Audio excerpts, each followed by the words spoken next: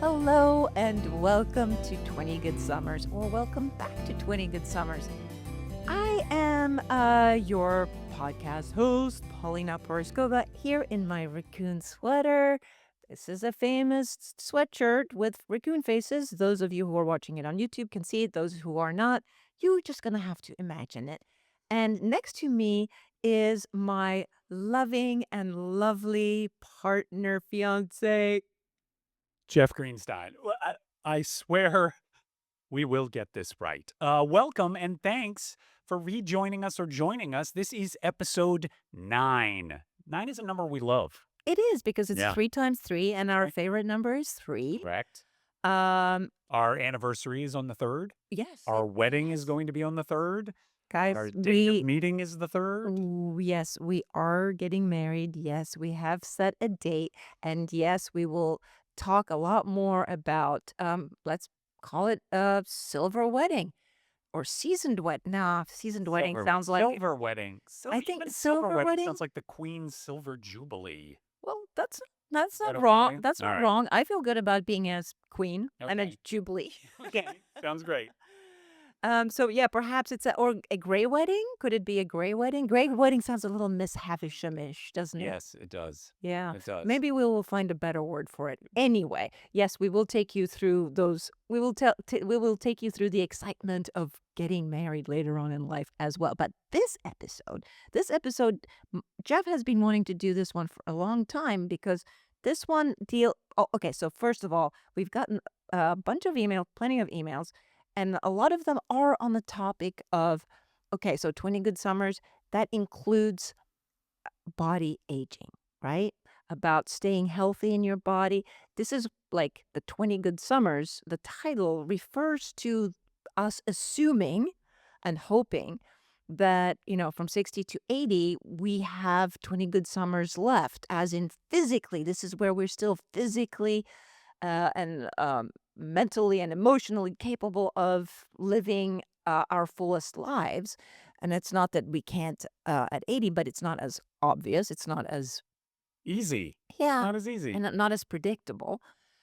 So health, physical health, your body in your 60s, and is actually really important because it's not so much for what it looks like as it is about wanting to keep those 20 good summers, maybe 30 good summers. I mean, let's make it as many good summers as possible, right? And health Yes. is a And really big part of this. how appropriate, because we just came from the gym. As a matter of fact, I'm still a little bit shiny from the gym. Yeah, that's true. Yes. And I'm not wearing a speck of makeup.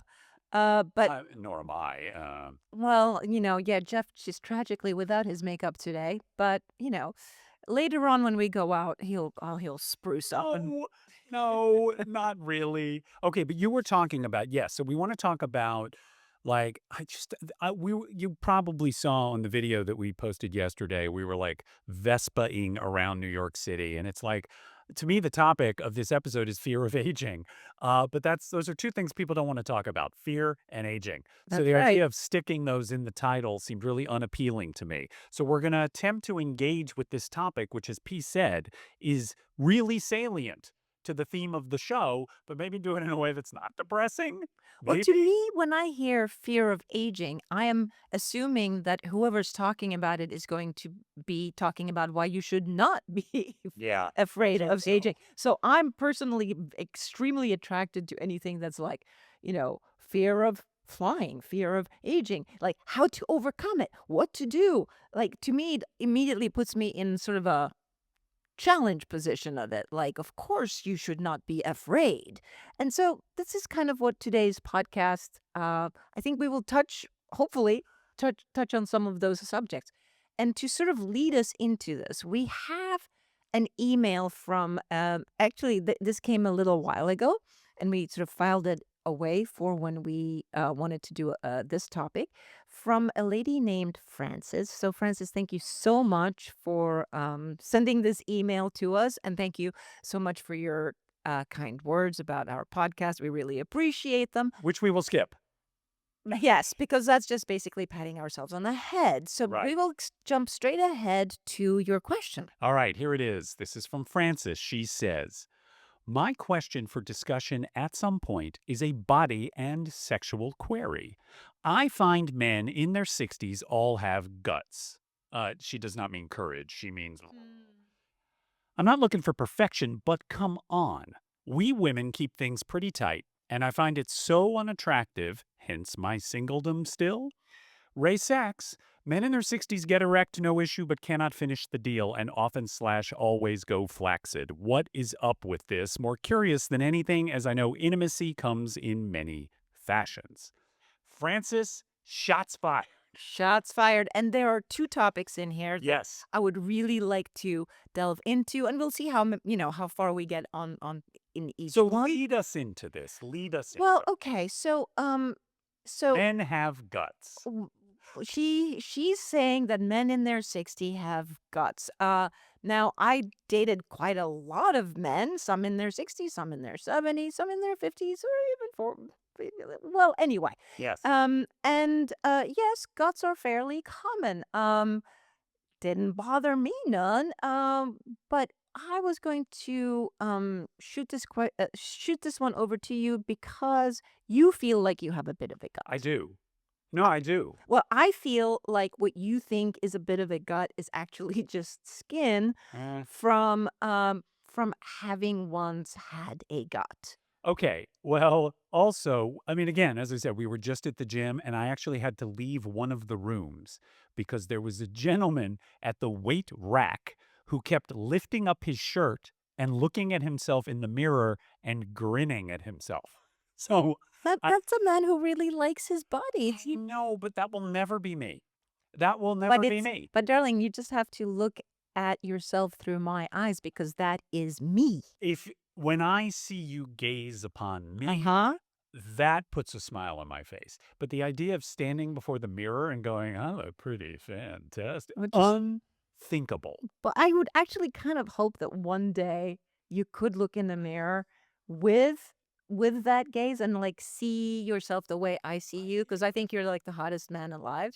And so All right, but but yes. let I wanted you to talk a little bit about this body image thing that you have going. I mean, you're a really fit, healthy man of 62, to be Yeah, 63. she loves saying that. Yes, boomer. Um, but yeah, you're really fit. You've got amazing cardio. But once upon a time, this wasn't so Yeah, okay. And again, lead me through this because I can get very passionate. passionate about this.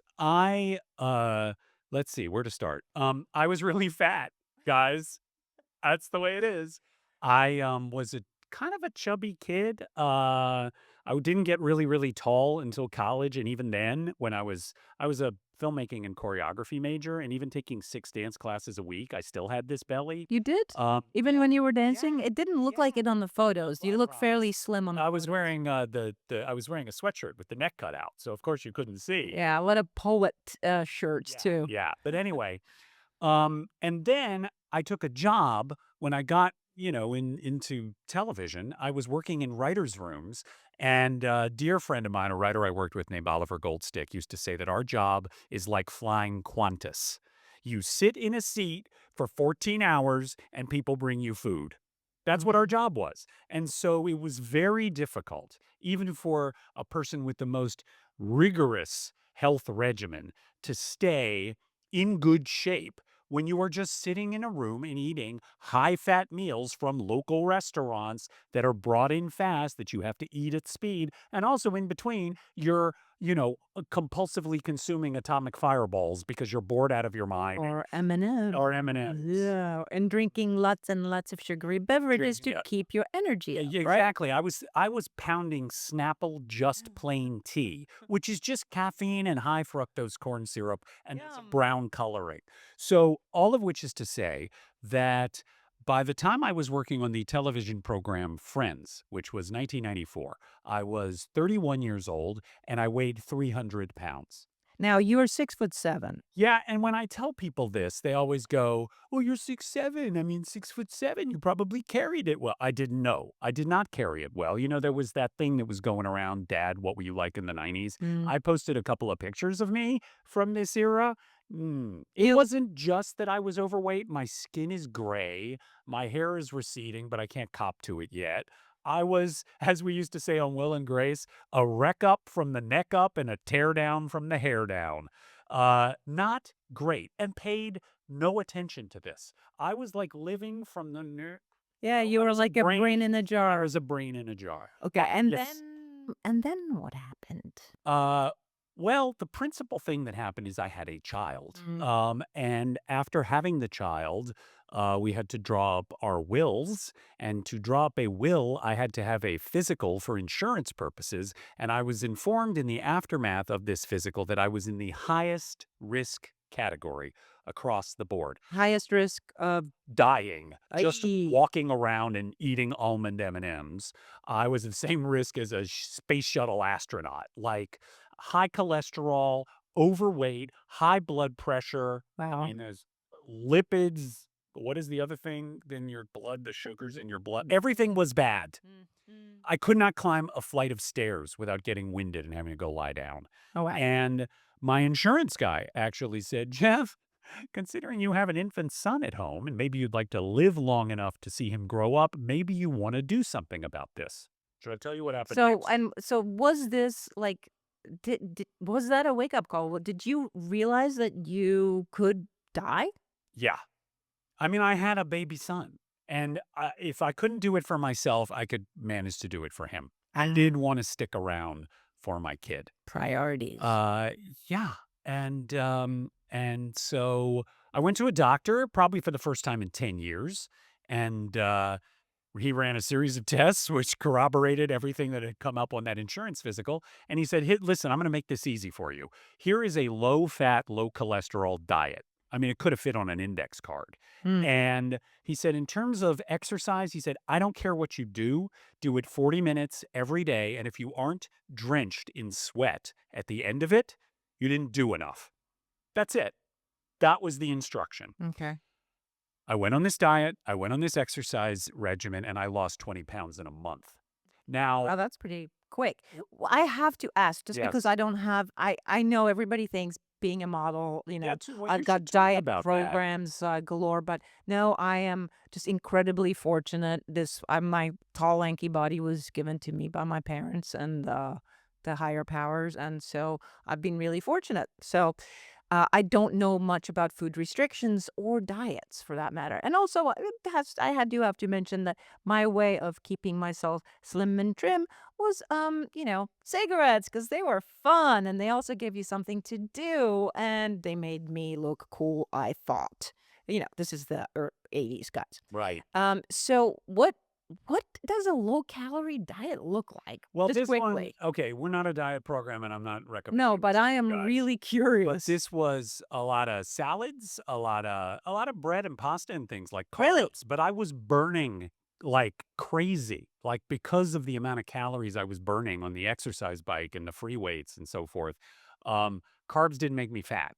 Hmm. I don't know how to explain this, guys. But Probably it more worked. than anything else, I was paying attention to what I ate for the first time ever. And there was this mechanism, which I know people have talked about. Like if I put in that hour on the bike in the morning, I'm not going to eat M&Ms all afternoon because then I'm invalidating all the work Oh. I did that morning. Like Oh, I like it wasn't that. worth it. So I was really paying attention. God, I don't Okay, want. so but no, Yes. but this is really interesting to me because in my brain, it was always like, oh, if I have this muffin or this bagel, then I'll go to the gym and work it off. It's the opposite. But that is not, that is a proven way of not losing weight. So the way it worked was actually you putting in the work first and First. then going, I've put in too much work to blow Exactly. it now. And Huh. and I'll tell you something else. I was lucky.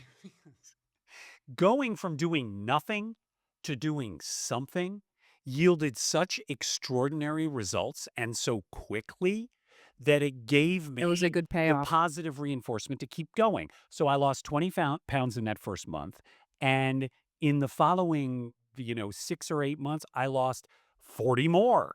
And so suddenly I had gone from 300 to 235, 240, and I stayed there for a really long time. And I maintained it. And then after the divorce, I went into a kind of an emotional shock and I dropped another 10. And so that puts me But where I am instead of now. stress So eating I was after the lucky. divorce, I know that the gods what gave me forgetting to eat, which is unusual for me. Um, so I went down to around 215, 218, which is where I live right now. I don't weigh myself mm, mm. uh, because I could get compulsive about that. And I want to say two things at the end of this narrative. One is that I do have at this point, I'm the beneficiary of having been extraordinarily unhealthy earlier in life, so that this 20 good summers phase of my life, I'm actually at in the best health I've ever been. I'm eating better. I have a partner with whom I bike and go to the gym and stuff. So it's like I have, in general, a healthier lifestyle than I've ever had, which is a beautiful gift, right? I think a lot of people find themselves longing for the body they had in their 20s. I don't. Mhm. That's true. Second thing I want to say, and this has to do with psychology, and I suspect some of the people who hear this may relate. Um, there are a lot of food issues in my family, a lot of emotional eaters, a lot of compulsive overeaters, a lot of people with some problems. I will tell you, as somebody who did lose the weight 25 years ago and make it stick with no extraordinary measures. I didn't get my stomach stapled or go on a drug or anything. And I don't judge people who do, because whatever gets you through the Yep, night, no, right? whatever works, works. Whatever works, works, and you should live longer. That's what we're all trying to do, Yep. right? I don't judge anybody, but I will tell you, I still suffer from this overwhelming and persistent fear that I'm going to wake up in that old body. I Yeah, just think about it all the time. You've heard me talk I about have it. seen it when it was one night when you've had like, one extra brownie or something and you're like, I feel like, oh no, like I feel all blubbery and like huge and Yeah. I'm gonna wake up tomorrow and I'm gonna be in my old body and to me that's almost shocking. I have very little um uh, experience Mm. of this because and again, this is where I got super lucky. Well, My particularly in the world that you traveled in, so many women with I saw a lot body of issues, food I saw a lot of food issues. But to me they always seemed temporary. Like I saw a lot of bulimia. issues. It always seemed like, oh, because we all had to now a model back in 1980, the reason you had to be a size 2 was because all designers made only one outfit for whatever for the sellers and for the magazines that was always the same size. Like all the outfits were only one size, they were all a size 2, and a model was somebody who could fit into that outfit and make it look good. So it wasn't It about being a walking skeleton. It was just No, about fitting that you outfit. had to fit that outfit. That's all. And whoever the fit model was, if she was a size 0 or size 2, it was usually those 2 sizes. That's the size that you had to fit into. And obviously, if you were slightly slimmer, it's easier to take an outfit and pin it in the In it, back than right. it is to open, to leave it open. It Seams. doesn't Yeah. look as good.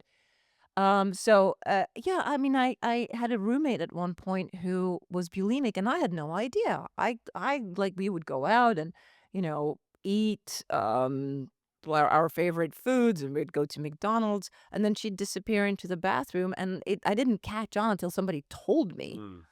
that she was, vomiting it all Yeah. up, and this is how she remained slim. So you To me, even it though was you were in shocking. a culture where that was happening, that did not.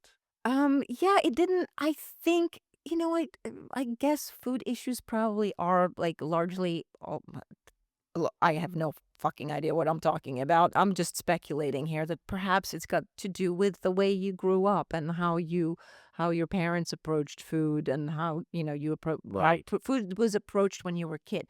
And for us, we had no, what do you What? what do you call it? Food with Snacks. well, no, not only did we not snack, but we also didn't have synthetic food. We Oh, didn't yeah, have yeah, yeah, like processed. we didn't have processed food in a communist country. Everything was potatoes, lard. We didn't have much meat, only because the meat was really expensive. So we would eat a lot of carb, but it was all freshly made, and Yeah. it was and I guess we worked it off the same way you did on Yeah. the bike. And yeah, no snacks. So you know, not overeating came sort of naturally to me. It's like you just eat what you need because food is precious. And also, I like good food. I enjoy good food. So I really like to sit down, take my time, and really enjoy my food. I was never like, if I have a choice between just shoveling in a sandwich, standing up because I need something to eat, I'd rather go hungry. And I sort of I kind of appreciate the feeling of a certain amount of hunger because it makes me feel very light and energetic. It makes me feel like I'm working my way to my next meal. Wow. And See, so I'm not like I'm very bad at yeah, so that, but as this you've I seen. think this I will might be yeah. partly cultural Yeah, or I think so. genetic. Yep. Certainly I'm taking no credit for feeling this way about food. I acknowledge that I'm incredibly lucky. Now, I want to ask you because I guess now we've sort of talked about how we got to this point, okay? Like you were not a gym rat when you were in your modeling days. No, actually, the way, I guess the way I really stayed in shape, like, look at me, like, give myself all this credit for like being a healthy eater. I also smoked. Smoking was a really fun thing Great. to do. Yeah. 1980, it made you look cool. You always felt like you belonged if you held a cigarette. It's not like, oh, I'm standing up against the wall, like, and I don't know anybody here and I'm not doing anything. No, I'm doing something. I'm smoking. Right, right. And it made me feel like I was more grown up And how long and ago did you kick that? um in my 40s. Well, I mean, of course I gave up smoking when I had my children, when I got pregnant, but my husband was an inveterate smoker. And I quit smoking for my children, with my children, and then my husband kept smoking and smoking and smoking, and I realized that I was getting angrier and angrier at him for the smoking, and it smell really bothered me. See, when you're an ex-smoker, the Yeah, I cigarette get it. smell really gets to you. And so then I was like, "Screw it," and I just picked up smoking again. And of course, not a pack a day, but I would have Yeah. like a cigarette or, up to 3 cigarettes a day to sort of just keep myself in that phase where I didn't hate everybody else who smoked. And then my husband got the news that he probably should quit smoking because he had emphysema and this was not making it any better. And so he decided to quit, and that was really great because we quit together and being very competitive. We did it very quickly, and I was very proud of us. And I thought I was actually I remember being sort of in awe of my husband, like I am of you, for losing the weight because that's a hard thing to do if you've smoked your entire life and sort of then just you know be done with it. Like, eating your whole life and then just be done with it. I think this requires a tremendous amount of self-control, which to me is very sexy because I'm a control freak. Um, but yeah, so then, I thought we quit and everything was good. And once in a while I would smell cigarettes like in the car or like in places. And I think, this is odd. Why does it smell like cigarettes? I must be extra sensitive. Maybe I'm hormonal or something. And I would say it to my husband, and he would call me crazy. He's like, "You're Oh. imagining things." Until one day I was sitting in a restaurant outside in New York on the street, and my husband drove by in his black Mercedes, window open, and cigarette hanging out Wow. of his hand. And so uh, he had been lying to Oh. me. The worst part of that was, oh my God, he lied to me with a straight face. That was shocking. That Yeah. was shocking. Yeah. I r I still I feel like I still haven't gotten over the shock of him lying so well and blaming it on me. "Oh, no, it's all in your head. Mm. You're imagining things." Whew, anyway, deep breath. Let's get off of that one. Yes. Well, here's what So I want. Oh, go ahead. Go so ahead. that was obviously not great for you. And likewise, being 60 now, heading towards 61 very quickly, and also heading towards a wedding Yes. Well, this is what I sometime wanted to soon. ask you. Yes, sometime soon. Guys, we do have a date set. We will talk lots more about wedding planning, what Yeah, a it's lot of like people to have get been asking us. married when Yes. you are older, all of that, because this is going to be my second, it's going to be his second. So Yes. we are very, very excited about this. But in preparation for that, I keep thinking about it. It's going to be a summer wedding, and I feel like I want to be my best self. I want to look my best self and I want to feel my best self. So, so we both kind of, uh, we both decided to like Rededicate yes, ourselves. exactly, to really start working out because I have gained weight Well, since okay, this is what menopause. I wanted to ask you about. I wanted to ask you about two things that are really specific to this time of your life. I'm going Mhm. to take the second one first because you did a post about this fairly recently. You did a post which was you looking absolutely amazing in pink lingerie. Mhm. You did another post about this several months ago, and you've said a couple of times that you've put on something like 14 pounds Yep. and that you're curvier and you have a little belly of your own and so forth. But you also said that at this point you feel more comfortable in your body than you ever have. And again, we try not to sound smug and self satisfied on this show. Okay. So that noted. We are smug and That self-satisfied at times. noted, and trying to inoculate ourselves against that, I would like you to talk about, well, why is that? Why do you Why do I feel feel better? better? Yeah, why do you feel better now than you did when you were down 15 pounds? I think most people are trying to lose those 15. I know, and you know what? If I could lose those 15 pounds, um, fairly easily without spending too much time or depriving myself too much, I probably would. Even though I do believe that when you're slightly older, a little bit of weight actually looks better on you. Mhm. Like all the so-called Ozempic faces right now, sometimes get a little intense. All right, well, what do And you oh, can I step to the side? yeah, People are doing that. That's an people are. incredible gift to people who have struggled. How incredible is it that we have Yeah, the GPL, GLP-1. GLP-1? Yeah, How wonderful is it that you actually now have help in, losing weight and living longer? yeah, It's so thrilling, and I have many friends who suddenly look the best that they have ever looked, and usually this is also coupled I think when they start. Unlike you, when well, or maybe like you, when they start seeing the results, it makes them feel really good about themselves, and then they do go and work out, and then they have a right. healthier meal because they feel like, "Oh, look, it's like it's working. It's finally working." So, like, investing in myself is a it has a payoff. Yeah.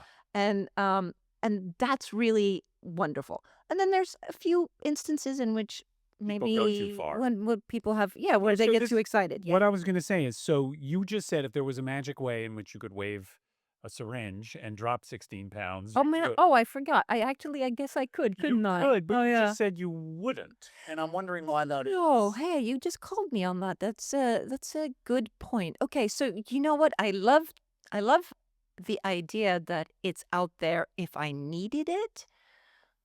And that's when I have to look at myself and go, "Do I need to be 15 pounds lighter? Why would I need to be 15 pounds lighter?" Well, so I fit into my really awesome, um, old clothing that I have a whole closet full of that I have, like, held on to for 30 years. Okay, fine, that's one reason. Another reason is that, yes, I'm still modeling, and, as a model, um, 5 extra pounds puts you in a different category. It's suddenly I don't fit into the size 2s anymore, so I can't wear these designer clothing stuff that I have fit into my whole life, because because I don't no longer fit. Do you feel bad Um, about that? Sometimes I feel bad about that. Yeah. If I go to work and they're trying to squeeze me into haute couture clothing and I don't fit, I feel like it's a failure on my part. Do you feel that people are looking at you like you're a failure, or do you feel it yourself? Or is Uh, there any different? I don't know if this. there's kind of a palpable sense of disappointment that I don't fit in the clothing because, oh no, what are we gonna do now? She's too fat to So you fit. see it on them. I see it on their faces, That must and feel then terrible. it does kind of not feel great. But then, of course, I'm not modeling every day. I think if I had to do it every day, I'd be in the doctor's office getting those shots. Mm. Um, If you were dependent on that for your livelihood, right. And I perhaps. mean, I am dependent on it for my livelihood, but it's a much different, It's different. it's a Yes. different level. Yes. Uh, You're not, well, well, for Estee Lauder, they're not like, they're not stuffing me into couture clothing because it's really about skin and authenticity yes, and and looking, so well, yes. they actually get clothing that fits me and it's not a big deal.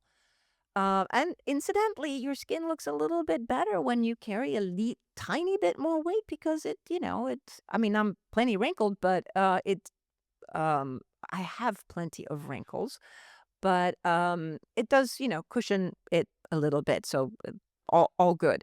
I would like to take us down at this point a side road, which could probably be an entire podcast unto Mm, itself. Because what we have touched on here is body modifications, for want of a better term, that's right. which is something that both men and women, though I think probably statistically women more than men, start to think more about as they get older. And it's something that, when you allude to your work with Estee Lauder, that's an extension of the your Instagram profile, which is all about like embracing your wrinkles and embracing your gray hair and embracing your aging body and so forth. Um, I would like you to freestyle about this topic for a minute. What do you think about the choices uh, to make these changes in your body as you get older? Because I've done some of them, and I'll talk about that in a minute. But Um, what do you think about all that? Okay, well, so look, the I have done some altering of my natural self. My teeth are fake. They're bonded. My real That goes teeth. back to when you were in your 20s, though, Yeah, right? yeah, yeah, yeah. Yeah. But I mean, and of course, I dyed my hair for quite a while. I don't anymore, but I still get highlights to to merge the gray. But I'm going with the gray. And I am like my working out and lifting weights is in part to build better bone and muscle and to feel healthier and stronger, and in part because I'm fucking vain and because I'm getting my butt back and I really like it. Yeah. I love I go to the gym and I see myself in the side and for a while in my 50s I started noticing that my butt went a little square and I thought, "Oh, well, that's disappointing." Or also shocking. How did my butt turn into a square? And so seeing it go back to, Round. round is very Pleasing. pleasing and it Sure. makes me want to do more. And then I think, "Oh, well, maybe I can get rid of some of the bat wings and, But this is the all, stomach." you're arriving at all this through exercise, right? You're not going and getting some fat sucked out of you or put or some collagen injected into you. No, that's true. But I think this is a slightly different this is a sort of a parallel story that we can dip into at some other Okay. point, but that has to do with um me feeling like I need to remain me so that I'm loved for who I am as opposed to being loved for an image that I'm portraying, which of course was my entire life. And I want to be seen and heard and loved for these wrinkles, this gray hair, this extra chubby tummy, and all of Well, are you this. saying by your partner or by people who love you? Anybody. I want them Oh, to see okay. I want to be the real me. Like I don't want I don't want to risk making myself uh altering myself in a way that also conforms with societal values that Right. say you are not valuable the way you are. And that's a really big thing for me, which anybody that follows me on Instagram knows. And that's such a big, big job, and that's such a big, big conversation. Again, that can be an An entire entire episode podcast. Yeah. But in I did itself. want you to talk about that because it is, I do think it's something that, I mean, this is one, as you said, this is one of your central themes. And I think Yeah. it's something that women are forced to grapple with more than men as they get Because older. Because, because, please, well, yes, very simple, because of patriarchy, because our correct. world revolves around patriarchy, which means that it's all based on what men want and what men are attracted to. And so for, of course, women and gay men, we have just as much shit we need to deal with on both gay men and women, uh, because we have to appeal to the male gaze. And so, and to appeal to the male gaze, we are told we need to be a certain shape, a certain size, certain hair, certain smoothness, and absolutely without doubt, we need to at least look young. If we're not young, we better look young in order to qualify. Yeah, the thing that I remember we had a conversation about this early on, and we are far from the first people to observe this, but that there is a gradual diminution of female power with aging because of the premium placed on youth and beauty. And for men, as they age, typically power and influence increases Mhm. because of income and, accomplishment and so forth. And it's an entirely unfair, asymmetrical aspect of a patriarchal society, which unfortunately is also real and doesn't seem to be going anywhere. Yeah, no, unfortunately, that does not seem to be getting any better. Now, I want to talk, let's see, we're doing okay. I want to talk about my own vanity for a minute. I think it would be really okay. So we Yeah. talked about my vanity and my look. I am vain. I'm going to admit to it. I exercise. I would say 60% of the fact that I exercise is because I want to look better. Yeah. Um, and I've had lasers.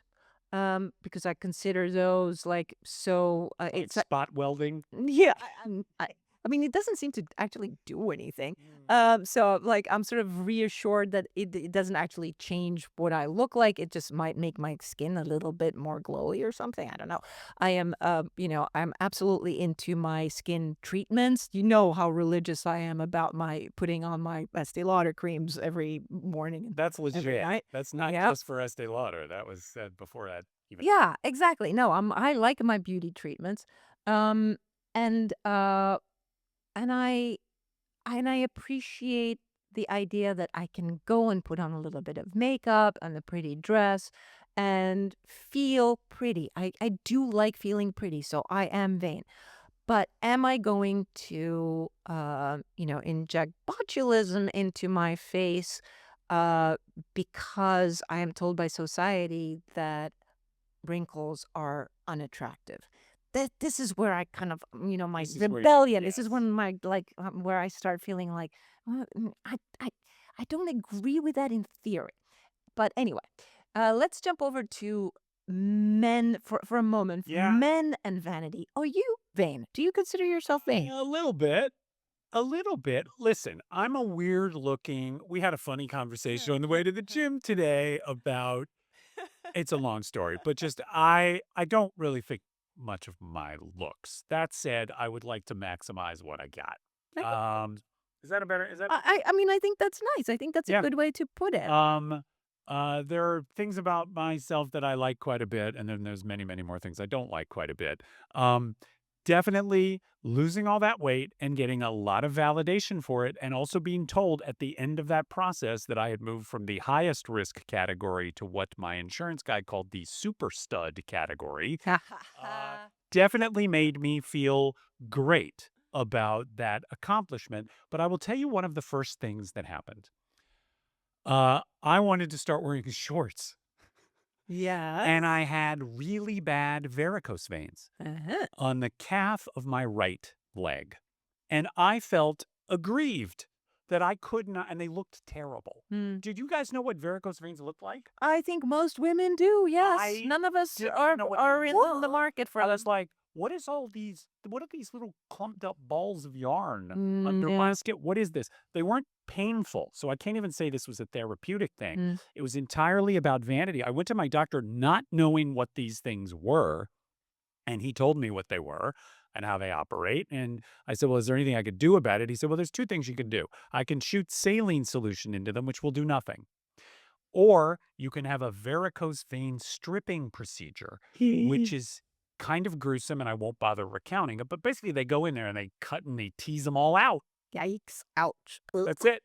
Okay. And then they wrap your leg in gauze and you heal for a couple of weeks, and then you don't have varicose veins anymore, hopefully. I said, let's do it. Mm. This is me never, ever, ever having been vain about anything in my life. Okay. Yes, and this is Um, also a man who thought that a decent outfit consisted of okay. saggy bottom jeans and Yes. a t-shirt bearing Well, a logo. well, I hate to tell you that hasn't changed all that much, but Yes, that's it it. has. She's working on it. She's working on it. I had it done, and I felt really good about it. There's a moment in the film Jackie Brown where Robert Forster's character talks about getting hair plugs. Mm. And I really recommend to men that they watch this scene. I worked with Robert Forster on Desperate Housewives. He does have hair plugs, Mhm. and he delivers this speech with absolute honesty. Mhm. I started losing my hair and I didn't like how it looked, so I did something about it. I'm probably not quoting it as well, nor am I performing it as well as he did, but there was something matter of fact about that statement that I found so refreshing from a guy. Guys It's don't talk like that. You know what? It's refreshing from both men and women because my only peeve with physical alterations that women do, whether it be Botox or fillers or surgery or whatever have you, is this pretense that they didn't get anything done. This to me is the Yeah, worst. because then you are not only setting unrealistic beauty standards, saying, "Oh, I look this way because of yoga and water." Bullshit. You make everybody else feel bad for Yeah. doing yoga and water like crazy, and they still And don't nothing look like happens. you. Yep. And it's kind of like almost intentionally misleading, and so I really don't like that. And now but again, celebrities, if you were a celebrity who said, "Yes, I had a facelift," or "Yes, I did this," the news would be for the next 2 or 3 months, "Look, Jane Fonda and her facelift. Jane Fonda's promoting a new movie," and all they ever talked about was her fucking Yeah. facelift, and that was also really irritating. So you can understand why celebrities didn't wanna do it. Right. But But the thing, fortunately, I think at this point in time, there's so much of it that people are getting pretty frank and pretty honest about it. And I really do appreciate that a lot because for me, you can't look, guys, you can't help to compare yourself to other people, other women my age, other men your age. Of yes. course, there's comparisons. And and when you compare yourself to somebody who hasn't done anything at all, and they look better than you, well then that's to me kind of aspirational. Like I can be inspired and maybe I'll do a little more skincare, or maybe I'll do a laser, or whatever, those like light masks or Yeah. something. But if it looks completely unreasonably, then I know that there's nothing Yes. I can do to make this Yeah, happen. it's the pretense that I didn't do anything that I think is, as you're saying, is really Yeah. bothersome. I want to talk about hair. Oh, so this is where we were with the hair. Okay, so Yes. and I And also I have a have to lot of hair say, to talk about, actually. I never found bald men all that attractive. Sorry. Um, Fine. well, I never really thought about it very much, honestly, but I never thought like a fully bald guy, like it wasn't like a thing I had. Balding men were straight out unattractive to me. But then and this is before I met you. Yes. Um, there was a few, I'm a big Trekkie, and when Oh, Patrick Stewart. Patrick Stewart, Captain Picard, came on the scene, and he had that like really closely cropped hair to where it was practically bald, and I thought, "Oh, this guy is hot." Like I can totally see a guy without hair being hot, and then I started kind of tuning in a little bit more, and I realized that guys that when that shaved bald or cropped their hair insanely short because they were balding were actually kind of attractive. There was something kind of hot about them. Bruce Willis. Well, that's what I always say. I always say that Bruce Willis did white men an incredible solid. I mean, there were always to me, like there were always the outliers when I was growing up. There was Telly Savalas's Kojak, there was Yul Brynner, but that was like a weird novelty. Black men like Isaac Hayes could look amazing with a shaven head, right? Samuel L. Jackson, same kind Mhm. of thing. It wasn't to me until Bruce Willis. To me, Bruce Willis is patient zero, if you will excuse the expression, of shaving your head and just owning it. Like, he was losing his hair during Moonlighting, and then right around, I guess it's Die Hard or something, he just went for it. Just went for it and shaved it off. And it was a revelation. He's got a nicely shaped head, but eh, basically, what it drew your attention to is he's got gorgeous facial features, and that's what comes forward. But he also doesn't seem to go back to what we were talking about. He doesn't seem to be bullshitting about what's going on up there. All those little patches and my dad, I won't even get into this. My dad had some hair issues of his own. Mm. My mother had hair issues of her own, okay? And there were always attempts to hide this. So when my hair started falling out, which my then girlfriend told me when I was 27 years old. I did not believe her, Mm. but then it kept happening. Mhm. And then, on the recommendation of one of my Will and Grace coworkers, I tried minoxidil for a while, which is a big pain. And your head looks particularly like perpetually oily all the time because you've got this chemical on it. And God knows what that shit does to you, also. Here's what happened, it was a little later on Will and Grace. I had lost some weight and I was walking back from a run through. And one of the women in the hair department beckoned me into her trailer and said, "We have an idea."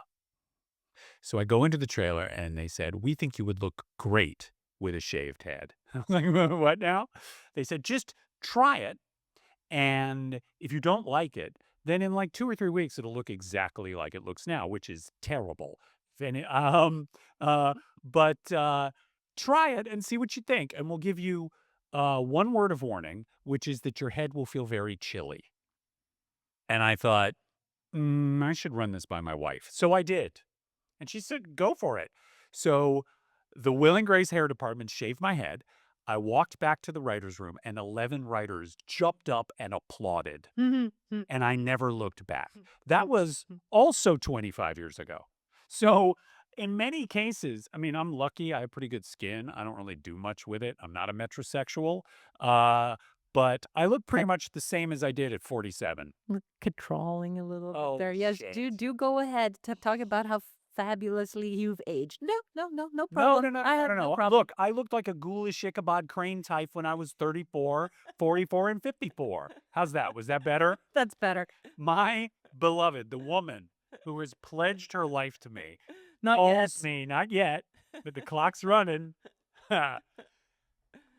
routinely calls me Nosferatu.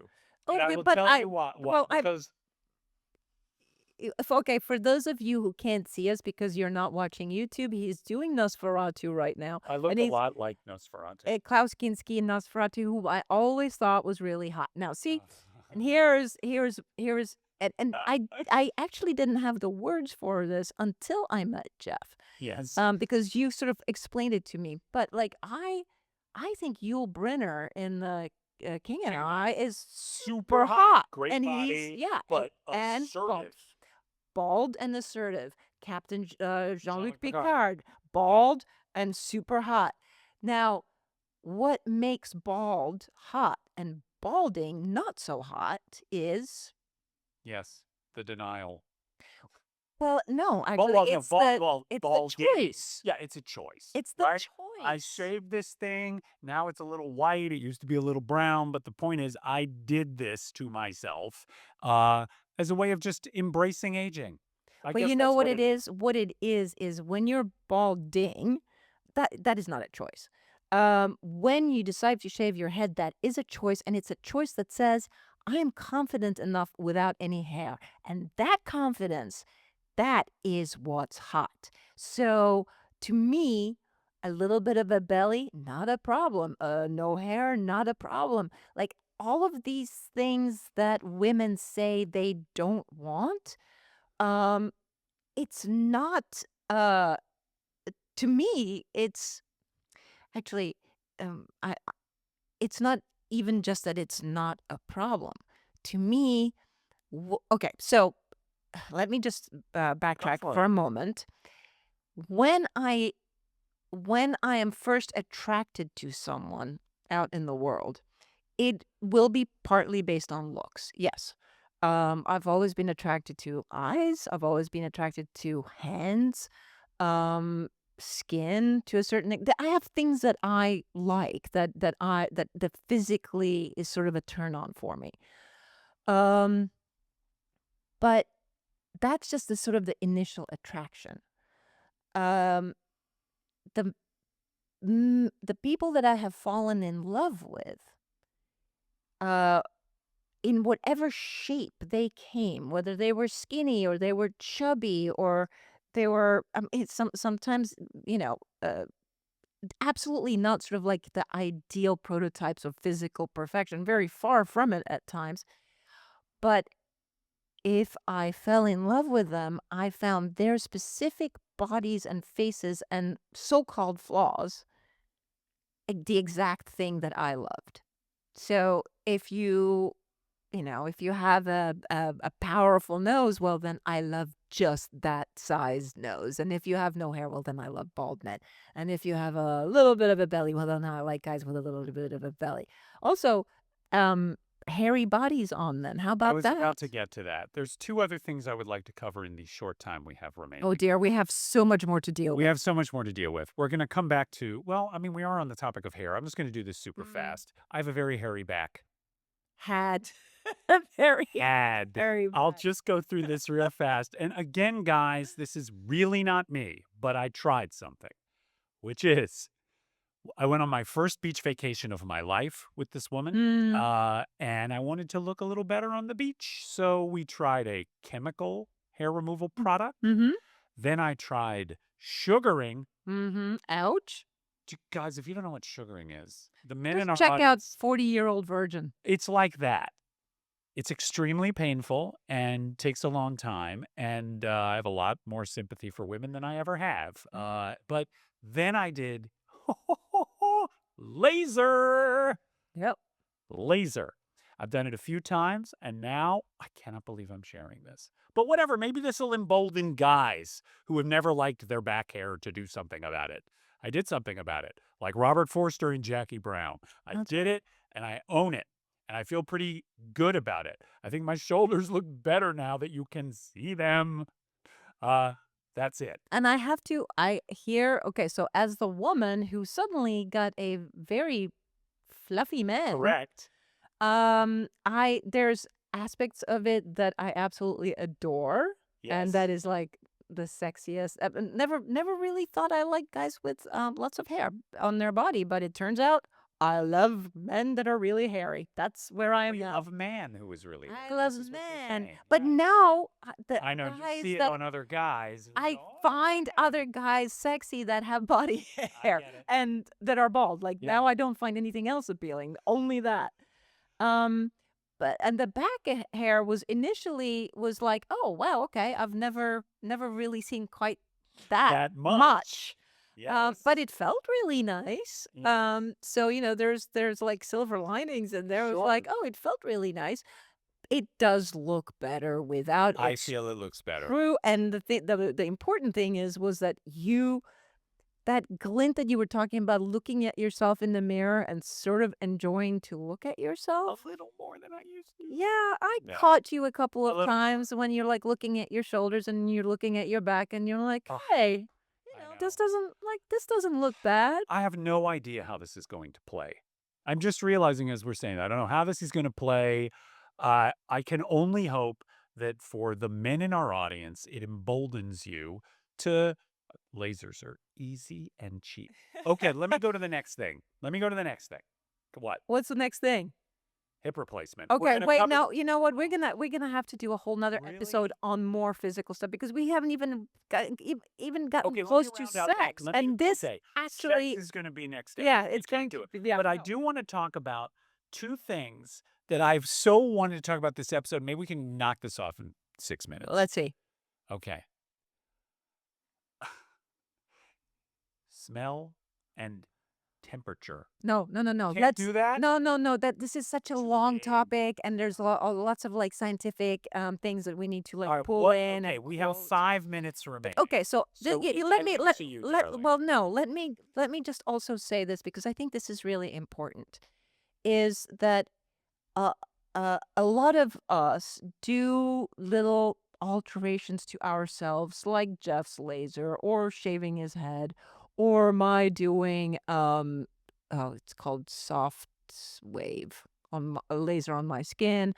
Um, you know, a little, micro needling stuff, like doing little things because we want to be socially seen as not hideous.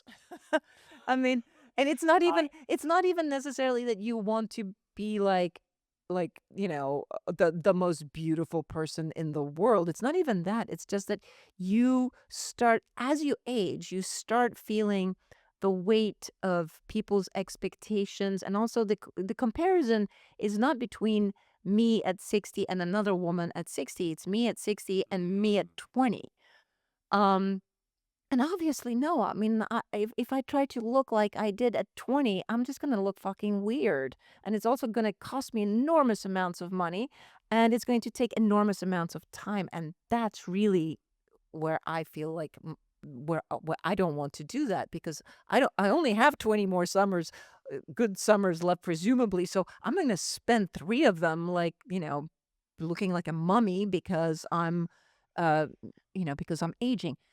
But the thing about it is that um, when you find that person that loves you, they're not going to care about a little pot belly or a hairy back or for that matter, wrinkles, right? Or saggy I boobs mean, or a square butt. one would hope. Well, okay, no, I'm going to turn this on you now. How Okay. many times in your life have you gone out with a woman that you really liked, that you thought was terrific, and then saw some sort of she had wrinkles or she didn't look as good in the morning light or, she had saggy boobs and thought, "Ew." 0. Exactly. But, 0, that's not how I operate. Maybe that's how some men or women operate, Well, is if they you like Frances, who does not like men with guts, so I guess she would never give a guy like you a chance. I guess she would opt out of that, and that's fine. I mean, maybe she really gets off on a guy with like, like a six pack or something. Yeah. And so great. You've established, I'm not mocking this, Not but at if all. that's true, you've established one of your deal breakers. You're never going to be hot for a guy who's got a little belly, and that's fine. Or you may never be hot for a guy who has no hair, or you may never be hot for a guy who has varicose veins or a hairy back or any of the other things that I had, and that's super fine because there's somebody for everybody. Absolutely. Um, And and again, we get back to priorities, which is in one of our earlier episodes. Once you've established your priorities, if you're looking for a partner later on in life and you know what your priorities are, obviously, yes, there will be women whose priority is, I want him to be hot, physically hot. Then you might have to give on certain Other other aspects. aspects. Yeah. Yeah, I Uh, mean, this was the point of Francis's email, and we've covered such a small sliver of it. But the point was, she said, "Why don't guys take care of themselves?" And the truth is, as we've said, there is not as much of a premium on making guys do that. And I'm sorry, but that is the society we live in. There are male sex symbols. My friend Cindy Lee Berryhill has a song called Damn Wish I Was a Man. And one of those, it's an incredibly funny song. I urge you to download that thing. And one of the lines in this song is she says, "If I was a man, I'd be sexy with a belly like Jack Nicholson." yeah. I I mean, mean, let's just consider that for a moment. How long has Jack Nicholson been a sex symbol? with that And belly. with that belly and with that receding hairline. Yeah. And you know what's always been incredibly sexy about him?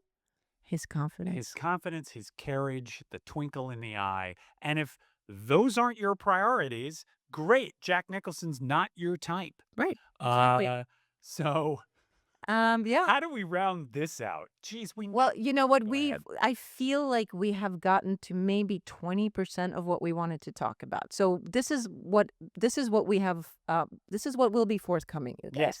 We still need to talk about sex. And yes, we as the parents will try to keep you children out of our specific I sex don't know lives how we're gonna do while that. talking about sex. That's going to be interesting. Also, wanted to touch a little bit more on about cosmetic enhancements, surgeries, and because I feel like we have, um, like Jeff, for example, is exactly the kind of a man that you have cosmetic enhancements for Because I can't tell. because he can't see it. He has no idea. He just goes, "Whoa, that 73-year-old looks really great." She has really smooth Yeah, skin. she's pretty. Um, I know. so that's so I'm in your we target yes, audience. absolutely. But yeah, so we want to talk a little bit more about it because I find of obviously I find this topic endlessly interesting as an older woman, how what we do for the male gaze, Mm. what we say we do for ourselves, um, and what the reality in there is. Because I keep hearing this over and over. Oh, I know. Actually, people in my family, like, oh no, I had the facelift for myself because, been married for 40 years. My husband couldn't give a shit. I gave myself, no, I didn't give myself a facelift, but I had a facelift For me. for me. And I think, well, that's wonderful. And, if it makes you feel better about yourself, power to you. But why would you think that that having your face lifted should make you feel better about yourself? That's not about you. You didn't decide that youth is a better way to go. This has been instilled in you by society. Yeah. And this is getting bigger and bigger and bigger. The more social media we have, the more celebrities that are getting amazing facelifts, the more women who choose not to feel either left behind or like we're somehow climbing a Mount Everest all on our own with like a totally different flag Mm. and going, oh, we're up here too. It's it's a hot topic and there's much more to talk about. Other things we want to talk about, and this is, we'll get into how you get in touch with us in a moment. But one thing I would like to talk about is you had a double hip replacement.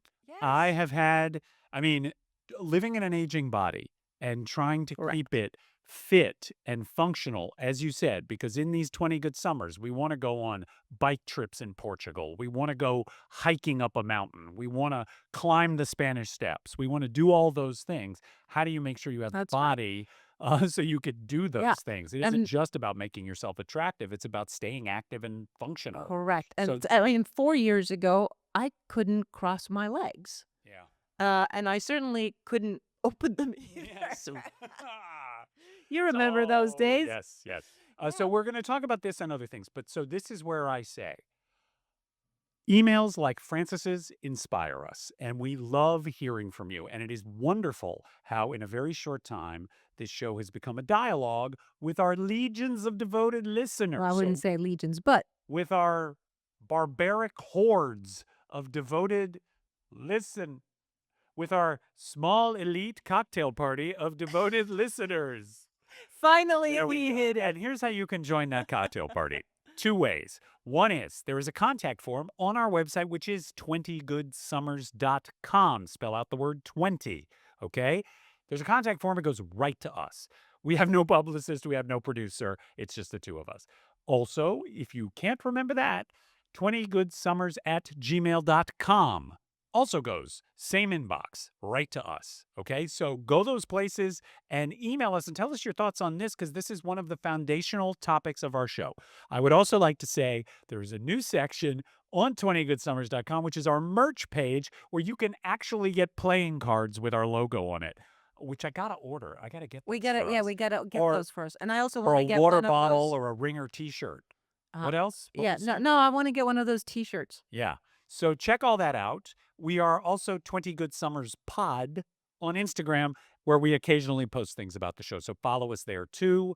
I guess I should say you are Paulina Poriskov Oh, that's right. on The A is Instagram missing for because there's not enough letters. well, yeah, I was Uh, trying to think of something funny, like leave off the A for extra savings, but that doesn't really make much we'll work sense. on that joke. And I'm S. Jeff Greenstein because there's a guy named Jeff Greenstein who is a tax fraud felon, and I like to distinguish myself from him. He's also bald, though not as attractive. Okay, was that a? Oh, I am supposed to walk us out of here. He's also bald, though not as attractive. Fabulous.